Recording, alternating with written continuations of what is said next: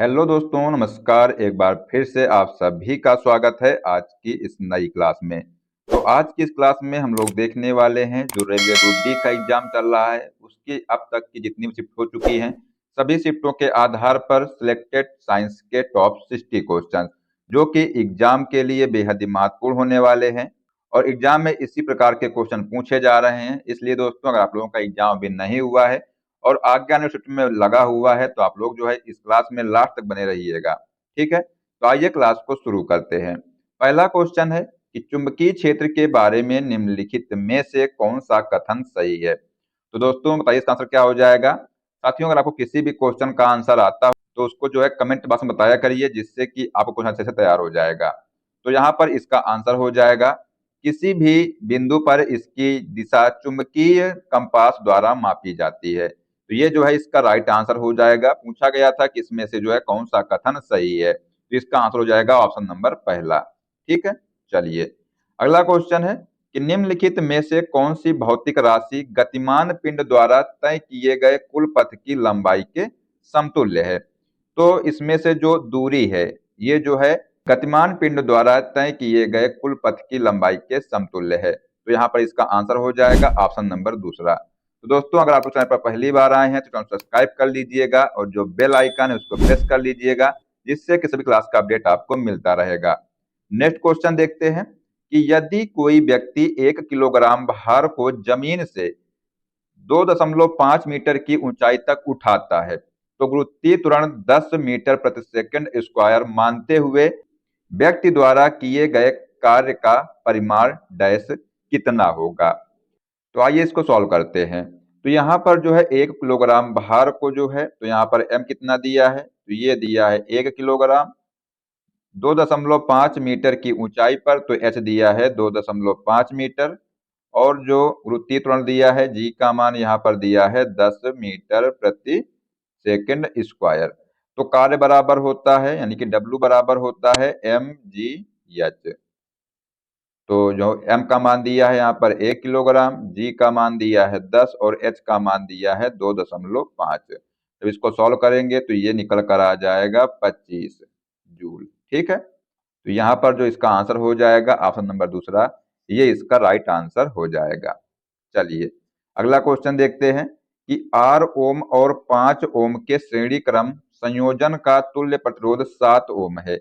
यहाँ पर R dash है। तो ये जो है आप सभी को मालूम होगा कि जो श्रेणी क्रम में जब प्रतिरोध को जोड़ते हैं तो ये जो है R बराबर हो जाता है R1 प्लस का R2। ठीक है, तो जो R का मान यहाँ पर दिया है ये एक प्रतिरोध दिया है R और दूसरा दिया है 5। और जो है तुल्य प्रतिरोध कितना दिया है, तो ये 7 दिया है। तो यहाँ पर R इक्वल टू हो जाएगा 7 माइनस का 5 इक्वल टू हो जाएगा 2 ओम।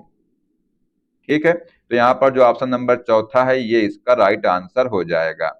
चलिए अगला क्वेश्चन देखते हैं कि झिल्लीबद्ध कोशिकांग अनुपस्थित होते हैं। तो जो ये झिल्लीबद्ध कोशिकांग हैं ये जो है केवल पराग केंद्र की कोशिकाओं में जो है ये अनुपस्थित होते हैं। तो यहाँ पर इसका आंसर हो जाएगा ऑप्शन नंबर चौथा। अगले क्वेश्चन की बात करते हैं कि निम्नलिखित में से कौन सा जानवर पुनर्जनन की शक्ति प्रदर्शित करता है। तो इनमें से जो प्लेनेरिया है ये जो है पुनर्जनन की शक्ति जो है प्रदर्शित करता है। तो इसका आंसर यहाँ पर हो जाएगा ऑप्शन नंबर तीसरा। तो ये आप लोग यहाँ पर याद रखिएगा। चलिए नेक्स्ट क्वेश्चन देखते हैं कि निम्नलिखित में से कौन से ग्राही स्वाद का पता लगाने में मदद करते हैं। तो ये जो है रस संवेदी जो ग्राही हैं ये जो है स्वाद का पता लगाने में मदद करते हैं। तो इसका आंसर यहाँ पर हो जाएगा ऑप्शन नंबर दूसरा। तो साथियों इसको आप लोग ध्यान रखिएगा, ये एग्जाम में क्वेश्चन आ सकता है। ठीक है, चलिए अगला क्वेश्चन देखते हैं कि निम्नलिखित में से कौन सा ऐसे कथन सही है। तो यहाँ पर जो कथन दिए हुए हैं इनमें से पूछा गया है कि कौन सा कथन सही है। तो दो वस्तुओं के बीच गुरुत्वाकर्षण बल दो वस्तुओं के बीच पृथक्करण की दूरी से स्वतंत्र होता है। तो ये जो है गलत है। दो वस्तुओं के बीच गुरुत्वाकर्षण बल दो वस्तुओं के बीच पृथक्करण की दूरी के वर्ग के व्युत्क्रमानुपाती है। तो ये सही है। दो वस्तुओं के बीच गुरुत्वाकर्षण बल उनके द्रव्यमान के गुणनफल के समानुपाती है। तो ये भी सही है। तो यहाँ पर जो है कथन दूसरा और तीसरा जो है ये जो है सही है। ठीक है, तो इसका जो है आंसर हो जाएगा ऑप्शन नंबर जो तीसरा है। कौन सा? जो ऑप्शन नंबर तीसरा है ये इसका राइट आंसर हो जाएगा। तो यहाँ पर इसको आप लोग याद रखिएगा। चलिए अगला क्वेश्चन देखते हैं कि निम्नलिखित में से कौन सा विकल्प नीचे दी गई अभिक्रिया के उत्पाद को दर्शाता है। तो यहाँ पर जो है MnO2 प्लस 4HCl ये जो है अभिक्रिया है, इसके जो उत्पाद निकल कर आ जाएगा तो ये जो है MnCl2 Cl2 और 2H2O ये जो है इसका उत्पाद है। तो यहाँ पर आंसर हो जाएगा ऑप्शन नंबर दूसरा। चलिए देखते हैं अगला क्वेश्चन कि 373 केल्विन पर जिप्सम को गर्म करने पर निम्नलिखित में से कौन सा यौगिक प्राप्त होता है। तो यहाँ पर जो है CaSO4 डॉट हाफ H2O तो ये जो है यहाँ पर प्राप्त होता है। तो इसका आंसर हो जाएगा यहाँ पर ऑप्शन नंबर दूसरा। ठीक है, चलिए अगला क्वेश्चन देखते हैं कि निम्नलिखित में से जो है कौन सा अणु प्रोटीन बनाने के लिए सूचना स्रोत का कार्य करता है। तो यहाँ पर जो है डीऑक्सी न्यूक्लिक अम्ल ये जो है प्रोटीन बनाने के लिए जो है सूचना स्रोत का कार्य करता है। तो यहाँ पर जो ऑप्शन हो जाएगा पहला ये इसका राइट आंसर हो जाएगा डीऑक्सी न्यूक्लिक अम्ल। नेक्स्ट क्वेश्चन देखते हैं कि थायरॉक्सिन हार्मोन के संश्लेषण के लिए क्या आवश्यक है। तो जो ये थायरॉक्सिन हार्मोन है इसके संश्लेषण के लिए जो है आयोडीन आवश्यक है। तो यहाँ पर जो ऑप्शन नंबर तीसरा है ये इसका राइट आंसर हो जाएगा। नेक्स्ट क्वेश्चन है कि निम्नलिखित में से HNO3 का आणविक द्रव्यमान कितना है। तो इसका जो आणविक द्रव्यमान है तो ये कैसे निकालते हैं। तो जो तत्व होते हैं इनका जो द्रव्यमान होता है द्रव्यमान का योग को ही आणविक द्रव्यमान कहते हैं। तो जो H है H का द्रव्यमान होता है 1 और जो N है N का द्रव्यमान होता है कितना होता है। तो ये जो है 14 होता है। और जो O है मतलब जो ऑक्सीजन है इसका द्रव्यमान होता है कितना। तो ये जो है 16 होता है। लेकिन O3 है तो यहाँ पर O3 का हो जाएगा 16 गुणित 3 तो ये हो जाएगा 16 48। जब इनको ऐड कर देंगे तो 1 प्लस 14 प्लस 48 तो यहाँ पर निकल कर आ जाएगा 63। ठीक है, तो इसका जो आंसर हो जाएगा यहाँ पर ऑप्शन नंबर जो पहला है ये इसका राइट आंसर हो जाएगा। चलिए अगला क्वेश्चन देखते हैं। यदि वायु जल और क्राउन कांच के अपवर्तनांक क्रमशः N1 N2 और N3 है तो डैश। तो यहाँ पर जो आंसर हो जाएगा N1 ग्रेटर देन N2 और ग्रेटर देन N3 ये जो है इसका क्रम हो जाएगा। तो यहाँ पर जो इसका आंसर हो जाएगा ऑप्शन नंबर चौथा। ठीक है, ये आप लोग यहाँ पर ध्यान रखिएगा। अगला क्वेश्चन देखते हैं। तो यहाँ पर पूछा गया है कि सह संयोजक आबंध वाले यौगिकों का क्वथनांक कम क्यों होता है। तो ये जो है अणुओं के अंदर प्रबल सह संयोजक आबंध लेकिन दुर्बल अंतरा आणविक बल होते हैं। तो ये जो है इसका राइट आंसर हो जाएगा। इसलिए जो है इनके जो यौगिक होते हैं इनका क्वथनांक कम होता है। ठीक है, तो इसका आंसर हो जाएगा ऑप्शन नंबर पहला। नेक्स्ट क्वेश्चन है कि निम्नलिखित में से कौन सी धातु तनु हाइड्रोक्लोरिक अम्ल के प्रति अधिक अभिक्रियाशील है। तो यहाँ पर जो Mg है ये जो है अधिक अभिक्रियाशील धातु है। तो यहाँ पर आंसर हो जाएगा ऑप्शन नंबर पहला। अगले क्वेश्चन की बात करते हैं। निम्नलिखित में से कौन सा कथन गलत है। तो यहाँ पर जो है कथन दिए हुए हैं। तो आजकल वाहनों में ईंधन के रूप में संपीड़ित प्राकृतिक गैस का उपयोग किया जाता है। तो ये सही है। अस्पतालों में सिलेंडरों में आपूर्ति की जाने वाली ऑक्सीजन एक संपीड़ित गैस नहीं है। तो ये गलत है। ठीक है, क्योंकि जो ऑक्सीजन है ये एक संपीड़ित गैस है। अस्पतालों में सिलेंडरों में आपूर्ति की जाने वाली जो ऑक्सीजन है एक संपीड़ित गैस है। तो ये सही है। गैसीय अवस्था में कण अत्यधिक चाल से अनियमित रूप से घूमते हैं। तो ये भी सही है। तो यहाँ पर इसका आंसर हो जाएगा ऑप्शन नंबर दूसरा, क्योंकि पूछा गया था यहाँ पर कि कौन सा कथन गलत है। तो ये जो दूसरा कथन है ये गलत है। ठीक है, तो ये आप लोग ध्यान रखिएगा।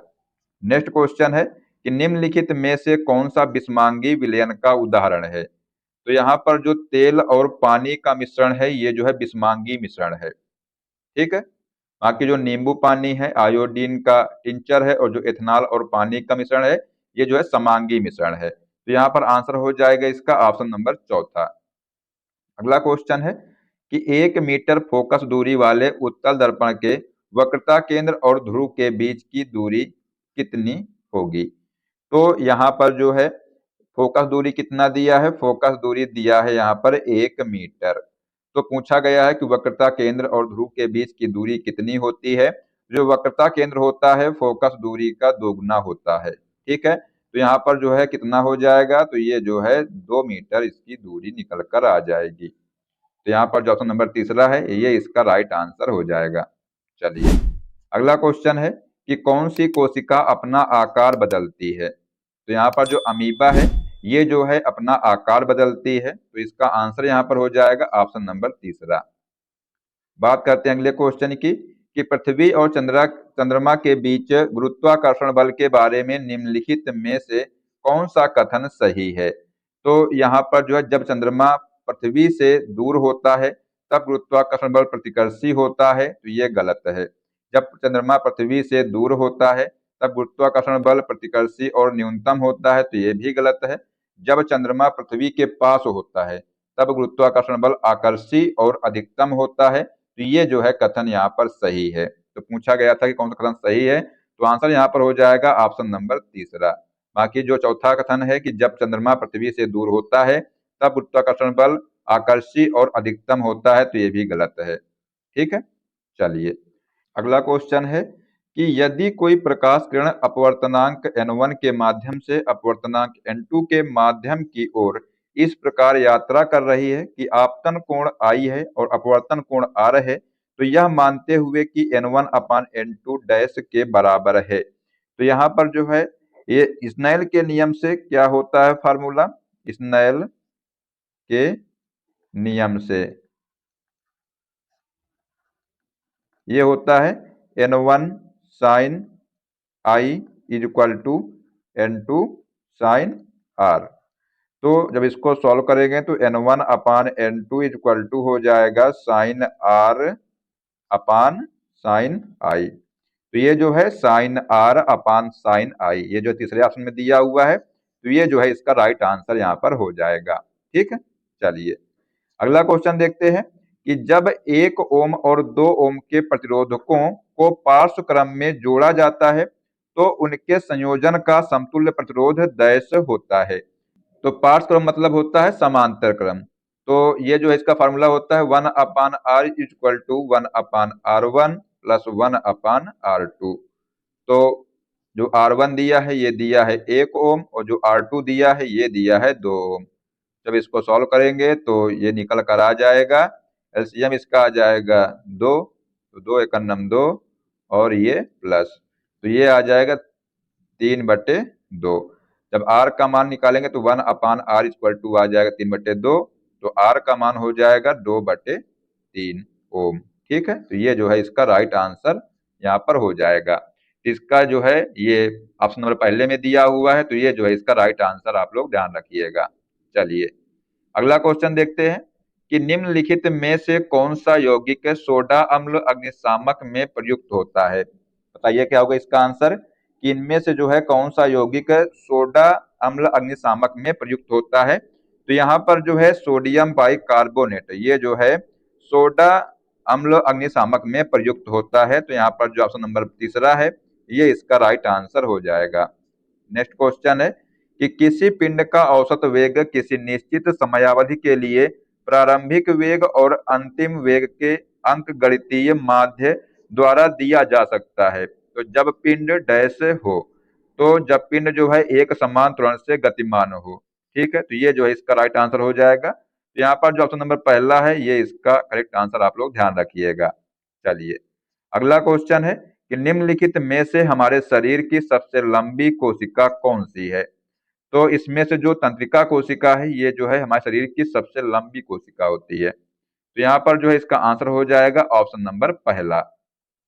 अगला क्वेश्चन है कि वह विकल्प चुने जो सभी जैव निम्नीकरणीय पदार्थों को दर्शाता है। तो यहाँ पर जो है अंडे के छिलके, चाय पत्ती और जो आलू के छिलके हैं ये जो है जैव निम्नीकरणीय पदार्थों को दर्शाता है, तो यहाँ पर इसका आंसर हो जाएगा ऑप्शन नंबर पहला। अगले क्वेश्चन की बात करते हैं कि पूर्णतः विभेदित जीव के अपने शरीर के अंगों से नए जीवों को उत्पन्न करने की क्षमता को क्या कहते हैं? इसको जो है पुनर्जनन कहते हैं। तो यहाँ पर जो नंबर चौथा है ये इसका राइट आंसर हो जाएगा। अगला क्वेश्चन है कि निम्नलिखित में से किस घटना में ठोस पदार्थ द्रव पदार्थ में बदल जाता है? तो जो ये संगलन है इसमें जो है ठोस पदार्थ जो है द्रव पदार्थ में बदल जाता है। तो यहाँ पर जो ऑप्शन नंबर पहला है ये इसका करेक्ट आंसर हो जाएगा।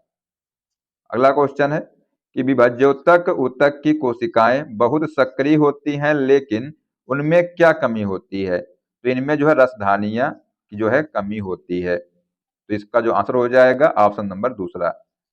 चलिए अगला क्वेश्चन देखते हैं कि निम्नलिखित में से कौन से उत्पाद बनते हैं जब सोडियम सल्फेट बेरियम क्लोराइड के साथ अभिक्रिया करता है? तो जो है बेरियम सल्फेट का सफेद अवक्षेप और 2NaCl बनता है। तो यहाँ पर आंसर हो जाएगा ऑप्शन नंबर पहला।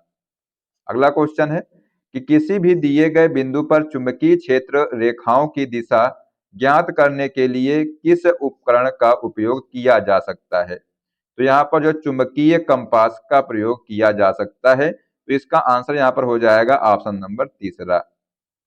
नेक्स्ट क्वेश्चन है कि कार्बन में अन्य कार्बन परमाणुओं के साथ आबंध बनाने की या के रूप में जो है अनोखी क्षमता होती है और इस गुणधर्म को डैश जाना जाता है। तो इसको जो है श्रृंखलन कहते हैं। तो यहाँ पर जो ऑप्शन नंबर तीसरा है ये इसका राइट आंसर हो जाएगा। बात करते हैं अगले क्वेश्चन की। तो निम्नलिखित में से कौन सा किए गए कार्य का एसआई मात्रक है? तो जो कार्य का एसआई मात्रक है ये है जूल। ठीक है। और जो न्यूटन है ये जो है बल का एसआई मात्रक होता है। तो ये आप लोग ध्यान रखिएगा। चलिए अगला क्वेश्चन है कि अवतल दर्पण से प्रकाश के परावर्तन के मामले में जब प्रकाश की एक समांतर किरण पुंज परावर्तक सतह पर आपतित होती है तो परावर्तित जो प्रकाश है डैश, तो ये जो है प्रमुख फोकस पर अभिसारित होता प्रतीत होता है। तो यहाँ पर जो ऑप्शन नंबर चौथा है ये इसका राइट आंसर हो जाएगा। अगला क्वेश्चन है कि स्थलीय पारिस्थितिकी तंत्र में हरे पौधे सौर ऊर्जा का कितना प्रतिशत अवशोषित करते हैं? इसको भी आप लोग याद रखिएगा, एग्जाम में क्वेश्चन आ सकता है। तो ये जो है 1% जो है अवशोषित करते हैं। तो इसका आंसर हो जाएगा ऑप्शन नंबर चौथा। अगला क्वेश्चन है कि CaCl2 का सूत्र इकाई द्रव्यमान है। तो जो CaCl2 है इसका सूत्र इकाई द्रव्यमान है ये जो है 111। ठीक है। तो यहाँ पर जो ऑप्शन नंबर तीसरा है ये इसका राइट आंसर हो जाएगा। चलिए अगला क्वेश्चन देखते हैं कि निम्नलिखित में से किस तत्व को विद्युत अपघटनीय अपचयन द्वारा निकाला जाता है? तो यहाँ पर जो सोडियम है यानी जो Na है इसको जो है विद्युत अपघटनीय अपचयन द्वारा निकाला जाता है। तो इसका आंसर यहाँ पर हो जाएगा ऑप्शन नंबर चौथा। नेक्स्ट क्वेश्चन है कि निम्नलिखित में से कौन सा हार्मोन सभी अंगों की वृद्धि को उत्तेजित करता है? तो यहाँ पर जो है बताइए क्या होगा इसका आंसर। तो ये जो वृद्धि हार्मोन है ये जो है सभी अंगों की वृद्धि को उत्तेजित करता है। तो इसका आंसर हो जाएगा ऑप्शन नंबर चौथा।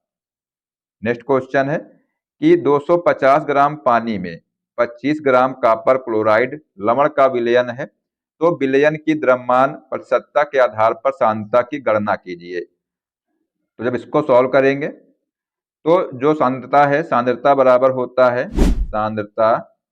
होता है विलेय का द्रव्यमान बटे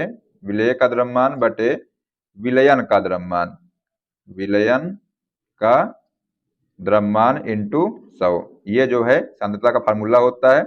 जो विलेय है विलेय का द्रव्यमान कितना दिया है? तो ये दिया है 25 ग्राम। ठीक है।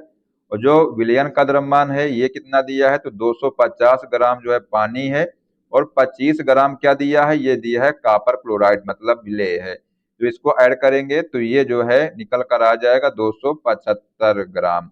ठीक है। तो जो है विलयन का द्रव्यमान है 275 ग्राम हो जाएगा इंटू हो जाएगा 100। ठीक है। तो 25 से इसको काटेंगे तो 25 एकन्नम 25 और 25 एकन्नम 25। ठीक है। इसको सॉल्व करेंगे तो ये जो है निकल कर आ जाएगा 9.09। ठीक है। तो परसेंट, तो इसका जो आंसर हो जाएगा ऑप्शन नंबर पहला, ये जो है इसका राइट आंसर हो जाएगा। चलिए अगला क्वेश्चन देखते हैं कि एक अवतल दर्पण के सामने 20 सेंटीमीटर की दूरी पर एक वस्तु रखी जाती है और उसका प्रतिबिंब वस्तु के समान ही और जो है 60 सेंटीमीटर की दूरी पर बनता है, तो दर्पण द्वारा उत्पन्न जो आवर्धन है ये कितना होगा। तो जो दर्पण का आवर्धन होता है इसका फार्मूला होता है m is equal to minus का v अपान यू। यहाँ पर जो v का मान दिया है ये कितना दिया है, तो ये दिया है प्रतिबिंब की जो वस्तु के समान जो दूरी है, तो ये जो है v बराबर दिया है 60 सेंटीमीटर। कितना दिया है, तो v बराबर दिया है 60 सेंटीमीटर, लेकिन दर्पण है अवतल, तो इसमें जो प्रतिबिंब बनेगा वास्तविक, तो ये जो होगा माइनस में। ठीक है, u का मान यहाँ पर दिया है 20 सेंटीमीटर और ये जो होगा माइनस में। जब इसको यहाँ पर वैल्यू रखेंगे तो ये हो जाएगा माइनस का, v का मान रखेंगे माइनस का 60 और जो u का मान है ये रखेंगे माइनस का 20, तो ये माइनस से माइनस कट जाएगा, भी इतना ही हो जाएगा 60, तो ये निकल कर आ जाएगा माइनस का 3। ठीक है, तो यहाँ पर जो ऑप्शन नंबर चौथा है ये इसका राइट आंसर हो जाएगा। चलिए अगला क्वेश्चन देखते हैं कि एक कूलाम आवेश में होते हैं, तो इसमें जो है 6 इंटू 10 की पावर 18 इलेक्ट्रॉन होते हैं, तो यहाँ पर इसका आंसर हो जाएगा ऑप्शन नंबर दूसरा। अगला क्वेश्चन है कि जब एक मोटे कांच के स्लैब को मुद्रित सामग्री पर रखा जाता है तो वे डैश दिखाई देते हैं और यह प्रकाश के डैश के कारण होता है। तो जब एक मोटे कांच के स्लैब को मुद्रित सामग्री पर रखा जाता है तो वे जो है उठा हुआ दिखाई देता है। कैसा, तो उठा हुआ दिखाई देता है और यह प्रकाश के अपवर्तन के कारण होता है। किस कारण होता है, तो ये जो है प्रकाश के अपवर्तन के कारण होता है, तो यहाँ पर जो इसका आंसर हो जाएगा ऑप्शन नंबर तीसरा। ठीक है, चलिए अगला क्वेश्चन देखते हैं कि गन्ना, गुलाब या अंगूर जैसे कई पौधों को कृषि उद्देश्यों के लिए उगाने के लिए स्तरीकरण या रोपण जैसी विधियों में प्रजनन की विधि क्या है, तो ये जो है कायिक प्रवर्धन है, तो यहाँ पर जो ऑप्शन नंबर चौथा है ये इसका राइट आंसर हो जाएगा। चलिए अगला क्वेश्चन है कि जब कैल्शियम ऑक्साइड पानी के साथ तेजी से अभिक्रिया करके बुझा हुआ चूना बनाता है तो किस प्रकार की अभिक्रिया होती है, तो यहाँ पर जो संयोजन अभिक्रिया होती है, इसका आंसर हो जाएगा ऑप्शन नंबर तीसरा, तो ये आप लोग यहाँ पर ध्यान रखिएगा। अगला क्वेश्चन है कि निम्नलिखित में से कौन सा बिस्मांगी मिश्रण का उदाहरण है, तो यहाँ पर जो पानी में घुला तेल ये जो है बिस्मांगी मिश्रण का उदाहरण है, तो इसका जो ऑप्शन नंबर चौथा है ये इसका करेक्ट आंसर हो जाएगा। नेक्स्ट क्वेश्चन है कि कैल्शियम हाइड्रोक्साइड से कैल्शियम कार्बोनेट और जल बनाने के लिए कौन सी गैस प्रवाहित की जाती है, तो इसमें जो है कार्बन डाइऑक्साइड गैस प्रवाहित की जाती है, तो इसका आंसर हो जाएगा ऑप्शन नंबर तीसरा, ये आप लोग ध्यान रखिएगा। नेक्स्ट क्वेश्चन है कि कार्बन अणु दूसरे कार्बन अणु या अन्य तत्वों के अणुओं के साथ आबंध बनाते समय सामान्यतः कितने इलेक्ट्रॉन साझा करता है, तो ये जो है 4 इलेक्ट्रॉन साझा करता है, तो यहाँ पर हो जाएगा ऑप्शन नंबर तीसरा। अगले क्वेश्चन की बात करते हैं कि दिए गए कथन की पुष्टि कीजिए। पौधों को ऊर्जा की कम आवश्यकता होती है, तो पौधों के शरीर में कई ऊतकों में मृत कोशिकाओं का अनुपात कम होता है, तो ये गलत है। क्योंकि पौधे अपेक्षाकृत तेज परिवहन तंत्र का उपयोग करते हैं, तो ये भी गलत है। क्योंकि पौधे स्वपोषी जीव हैं और अपना भोजन स्वयं तैयार करते हैं, तो ये भी गलत है। विभिन्न शरीर संरचनाओं के बीच ऊर्जा आवश्यकताएं भिन्न होती हैं। पौधे गति नहीं करते हैं और कई ऊतकों में मृत कोशिकाओं का एक बड़ा अनुपात होता है, तो ये जो है सही है। ठीक है, पूछा गया था कि जो पौधों को ऊर्जा की जो है कम आवश्यकता क्यों होती है, तो ये जो है इसलिए होती है क्योंकि जो विभिन्न शरीर संरचनाओं के बीच ऊर्जा आवश्यकताएं भिन्न होती हैं, पौधे गति नहीं करते हैं और कई ऊतकों में मृत कोशिकाओं का एक बड़ा अनुपात होता है, तो ये जो है इसका राइट आंसर हो जाएगा ऑप्शन नंबर चौथा। ठीक है, चलिए अगला क्वेश्चन है कि कौन सी ग्रंथि एड्रेनालाइन का स्राव करती है, तो यहाँ पर जो एड्रिनल ग्रंथि है ये जो है एड्रेनालाइन का स्राव करती है। ठीक है, यहाँ पर जो ऑप्शन नंबर दूसरा है ये इसका करेक्ट आंसर हो जाएगा। बात करते हैं अगले क्वेश्चन की कि निम्नलिखित में से कौन सा कथन परमाणु के संबंध में सही है। तो यहाँ पर जो संपूर्ण परमाणु विद्युत रूप से उदासीन होते हैं, तो ये जो है कथन यहाँ पर सही है। तो इसका आंसर हो जाएगा ऑप्शन नंबर तीसरा। अगला क्वेश्चन है कि 2 मीटर भुजा वाले एक घनीय लकड़ी के ब्लॉक को एक मेज पर रखा जाता है। यदि लकड़ी के ब्लॉक का द्रव्यमान 10 किलोग्राम है, तो मेज पर लकड़ी के ब्लॉक द्वारा लगाया गया दाब क्या होगा। तो इसको जो है कैसे सॉल्व करेंगे। तो 2 मीटर भुजा वाला एक ब्लॉक है, तो ब्लॉक का जैसे क्षेत्रफल निकालेंगे, तो जो ब्लॉक का क्षेत्रफल है ये कितना हो जाएगा। तो ये हो जाएगा ए बराबर, मतलब होता है इसका ए, मतलब भुजा की लंबाई कितनी है, एल स्क्वायर होता है। ये हो जाएगा 2 का स्क्वायर, मतलब 4 मीटर स्क्वायर जो है ये क्षेत्रफल निकल कर आ जाएगा। तो फार्मूला होता है दाब का, क्या होता है, तो P बराबर होता है बल बटे क्षेत्रफल।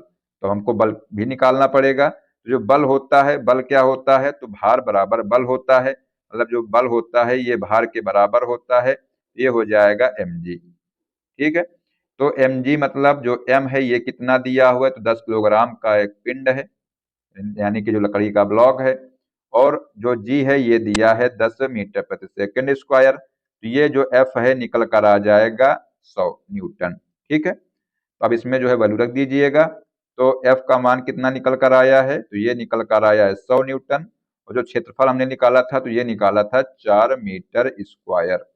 ठीक है, तो इसको सॉल्व करेंगे तो ये हो जाएगा 25 चौको 100, तो ये हो जाएगा 25 न्यूटन प्रति मीटर स्क्वायर। ठीक है, ये इसका आंसर निकल कर आ जाएगा। तो यहाँ पर जो ऑप्शन नंबर तीसरा है ये इसका राइट आंसर हो जाएगा। चलिए अगला क्वेश्चन देखते हैं कि निम्नलिखित में से कौन सा त्वरण का मात्रक है। तो जो त्वरण का मात्रक है ये होता है मीटर प्रति सेकंड स्क्वायर, तो जिसका आंसर हो जाएगा ऑप्शन नंबर तीसरा। अगला क्वेश्चन है कि ठोसों का तापमान बढ़ाने पर क्या होता है। तो जो ठोस है इनका तापमान बढ़ाने से जो है कणों की गतिज ऊर्जा बढ़ जाएगी। तो यहाँ पर जो ऑप्शन नंबर तीसरा है ये इसका राइट आंसर हो जाएगा। नेक्स्ट क्वेश्चन है कि धारावाही चालक द्वारा उत्पन्न चुंबकीय क्षेत्र रेखाओं का प्रतिरूप क्या होता है। तो ये जो है चालक के आकार पर निर्भर करता है। तो यहाँ पर इसका आंसर हो जाएगा ऑप्शन नंबर दूसरा।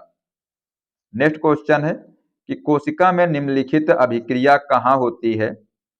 6 कार्बन अणु ग्लूकोज का 3 कार्बन अणु में टूटना। तो ये जो है कोशिका द्रव में होती है। तो इसका आंसर हो जाएगा ऑप्शन नंबर चौथा। ठीक है, चलिए अगला क्वेश्चन देखते हैं कि निम्नलिखित में से कौन मूत्राशय के दाब को नियंत्रित करता है। तो यहाँ पर जो तंत्रिका तंत्र है ये जो है मूत्राशय के दाब को नियंत्रित करता है। तो इसका आंसर हो जाएगा ऑप्शन नंबर तीसरा। ठीक है, नेक्स्ट क्वेश्चन है कि पेयजल को कीटाणुओं से मुक्त करने के लिए क्या उपयोग किया जाता है। तो यहाँ पर जो है ब्लीचिंग पाउडर का उपयोग किया जाता है। इसका जो आंसर हो जाएगा ऑप्शन नंबर चौथा, ये जो इसका राइट आंसर हो जाएगा। इसको आप लोग याद रखिएगा।